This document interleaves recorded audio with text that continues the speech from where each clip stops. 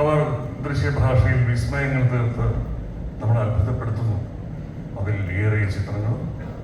ആ ഗണത്തിലേക്ക് ഒരു പുതിയ സിനിമ കൂടെ വരുന്നു. ഒരു പുതിയ സംവിധായകൻ, പുതിയ എഴുത്തുകാരൻ. എല്ലാവർക്കും വിജയാശംസകൾ. ഒപ്പം ഏത് ചലച്ചിത്ര ഭാഷ സ്വന്തമാക്കിയെന്ന് ഒരാൾ ധരിക്കുമ്പോൾ പണം മുടക്കാൻ ഒരു ബാനർ, ഒരു പ്രൊഡക്ഷൻ ഹൗസ് കൂടെ ഉണ്ടായാൽ മാത്രമേ യാത്ര ലക്ഷ്യം കാണുകയുള്ളൂ. അവിടെ ഈ സിനിമയുടെ ഒരു ക്വാളിറ്റി എന്ന് പറയുന്നതിൽ നമുക്ക് വിശ്വാസം നൽകുന്ന ഒന്ന് അതിൻ്റെ പിന്നിൽ മമ്മൂട്ടി കമ്പനിയാണെന്നുള്ളതാണ്.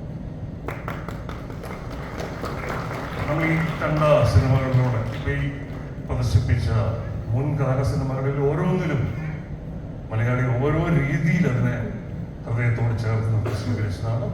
ഇതിൽ ആ ഗണത്തിൽപ്പെടത്തെ ഈ കമ്പനി ഇവിടെ നിലനിൽക്കുക തന്നെ വേണം. കൂടുതൽ അർത്ഥവത്തായ സിനിമകൾക്ക് പിറവിക്ക് കാരണമായി.